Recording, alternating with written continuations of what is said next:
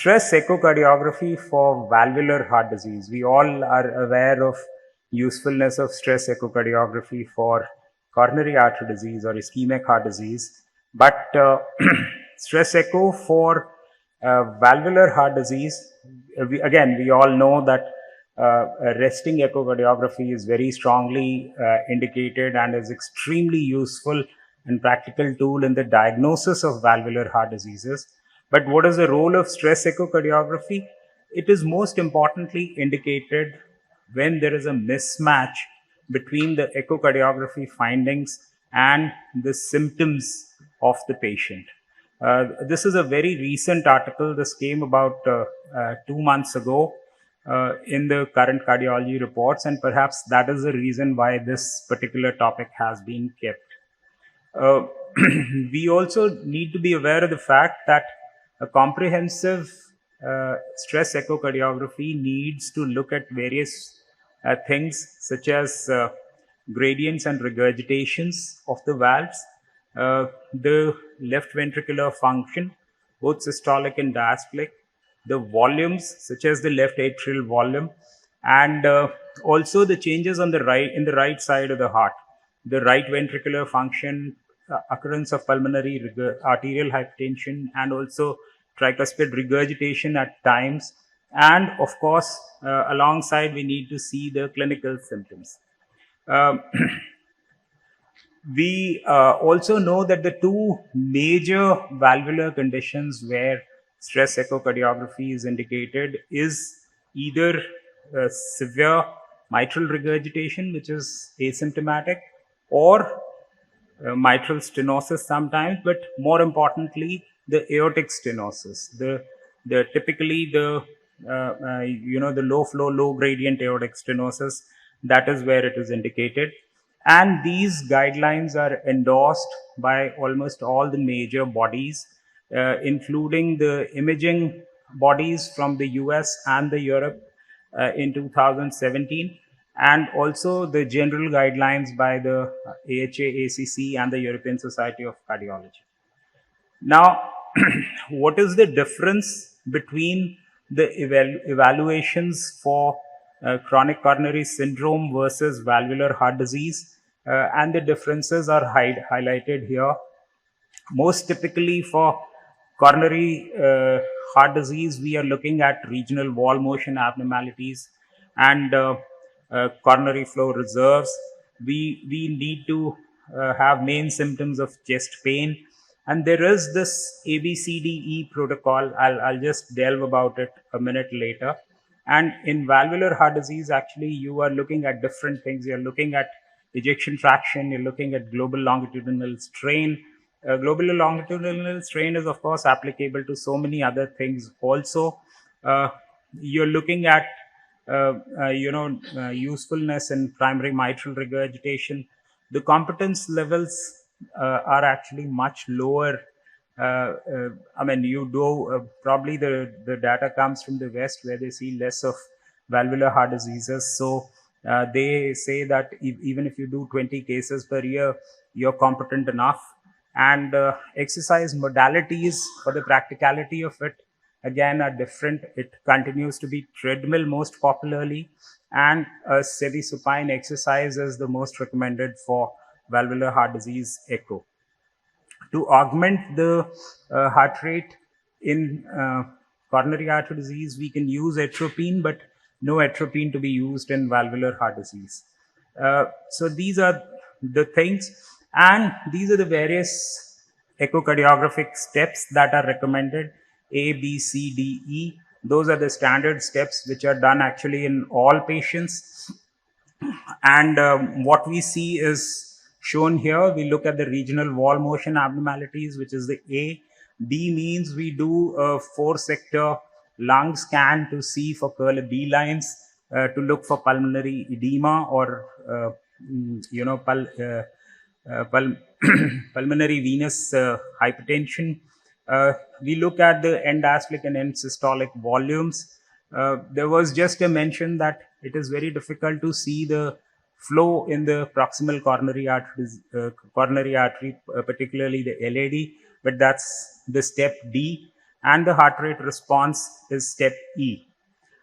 In addition, we have the steps F, G, L, P, and R, which includes looking at myocardial regurgitation severity, left ventricular outflows, the LA volumes, the right side of the heart, tricuspid valve regurgitation, and on the left side the E and the E prime, and also on the right side the TAPSE. Uh, so when we look at a comprehensive approach, we have three major sets of patients. One is who have, on the basis of echo, who have mild mitral regurgitation, which is on the left side of the screen. So these patients are pretty clear. They'll have, echo features which have been highlighted here. There will be patients on the right side of the screen who have severe mitral regurgitation criteria. Again, they are very clear. So we know there are two clear groups where we know we need to intervene or not intervene at all. But then there are a lot of patients who fall in the intermediate category, in whom we need to look into a greater detail. Uh, so we need to more effectively assess their effective regurgitant orifice area, the residual volumes, and the regurgitant fractions, to categorize them into, again, recategorize, I would say, into mild MR, moderate MR, and severe MR. So first thing is that we need to categorize our patients properly of mitral regurgitation. And as far as the general protocol is concerned, in valvular heart diseases, these are the various parameters that we look at. We do a 2D echo, we do the lung scans, we do the flow measurements, including PISA, and looking at the effective regurgitant orifice area. We do the M mode scans, and of course there are tissue Doppler imaging, uh, and there is so these are the these are the different steps in the protocol for valvular heart disease. Now, specifically to mitral regurgitation, we need to understand that what is the effect of exercise on mitral regurgitation. So, see, the point is that we have to pick up the patient before his left ventricular dysfunction starts. I give a very commonly I give an analogy to my patients as to what should be the timing of surgery. I say that you don't need to hold the person who's walking straight. It is the time when he starts to fall. When you start to fall, that is when you need to support the left ventricle. So similarly, you need to assess the subtle indices of left ventricular dysfunction. And so, as far as the regurgitant orifice area is concerned, when you exercise the patient, what we find is that the regurgitant orifice area increases. The volume and the regurgitant fraction do not show any change. And regurgitant flow, of course, does not help us in this particular scenario. Now, based on whether you have a mild to moderate kind of mitral regurgitation or you have severe class 3-4 mitral regurgitation, so there are different responses of the ventricular volumes, the end diastolic volume and the end systolic volume, and also the responses of ejection fraction and the stroke volume. So based on these, we are able to look at the various responses of the left ventricular volumes to the exercise. Now, this is taken from a very important paper, but there are cutoffs of all the parameters that are highlighted here, including the end systolic volume index. I don't know why this is going back. So it includes end systolic volume. Is somebody doing something or it's just happening? Okay. So you have end systolic volume index, which is 29 centimeter cube per meter square area. And today in the morning, I was trying to calculate it. It translates into a diameter of 5.5, which we so commonly used. The ejection fraction cutoff is 68%. We are traditionally taught that the ejection fraction, if it falls to below 60%, then that is the time for intervening for the mitral regurgitation. On exercise, the ejection fraction of a person should increase by more than or equal to 5%. If it does not increase by more than 5%, then that is an indication that the left ventricular dysfunction is starting. And you similarly have other parameters which have been highlighted here. These are from one study. I could not find very specific parameters based on certain guidelines. So this is the protocol that we have: stage 1, 2, 3, and 4, and the peak exercise. And on the right side are the parameters that we continue to assess. Based on these, people have used what parameters you would use to assess if the patient needs referral for surgery. So what is needed for referral for surgery is, again, as I said, an end systolic volume index of more than 25 centimeters cube. So there are different parameters that you can assess based on stress echocardiography. This is perhaps the most important slide. What is said is that the stress echo is most useful for secondary mitral regurgitation, and the parameters are highlighted here. It is recommended that stress echocardiography be used to determine the etiology of mitral regurgitation, and also to assess the myocardial viability. If there is a large increase in the mitral regurgitation severity, this is again a high risk feature.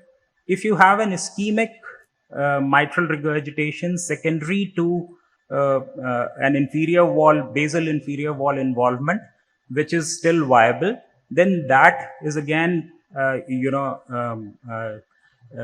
amenable to treatment. And the right sided, the increase in pulmonary artery systolic pressure or the exercise induced B lines because of left sided dysfunction, these are important features which determine significant MR in our patients who are otherwise asymptomatic. As far as the primary MR is concerned, and that would include the vast majority of patients that we see, an increase in MR on exercise of more than 1 grade, presence of pulmonary artery systolic pressure of more than 60 millimeters, as also the occurrence of tricuspid regurgitation, a reduced GLS, the global longitudinal strain should be higher. The increase less than 2% is actually indicative of dysfunction. And again, if your ejection fraction does not increase by more than 5%, that again is an indication that there is already time for surgery or other steps to be taken. Now, based on this is the algorithm that has been given. So if you have definite symptoms, the patient directly goes for surgery.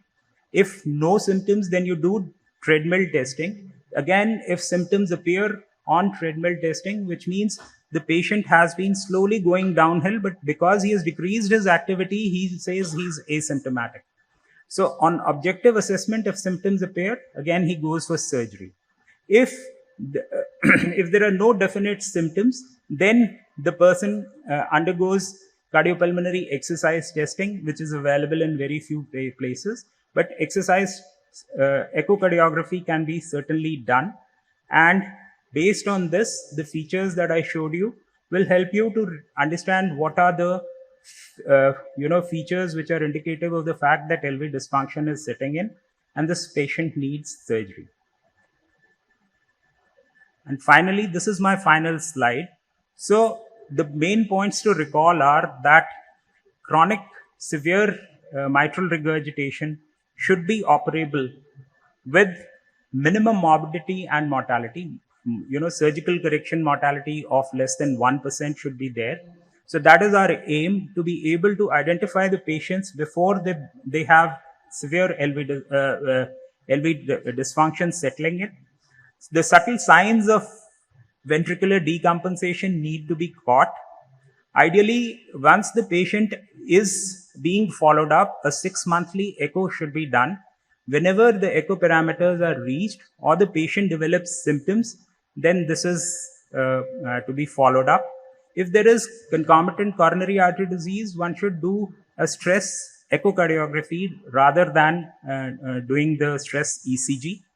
And this is also going to give us the objective measure of symptoms in patients who have decreased their activity by themselves. And therefore, it offers the most comprehensive, cost effective evaluation of patients of mitral regurgitation, which combines functional, diagnostic, and prognostic information. I thank you for your kind attention. I'm sorry for the interruptions that happened.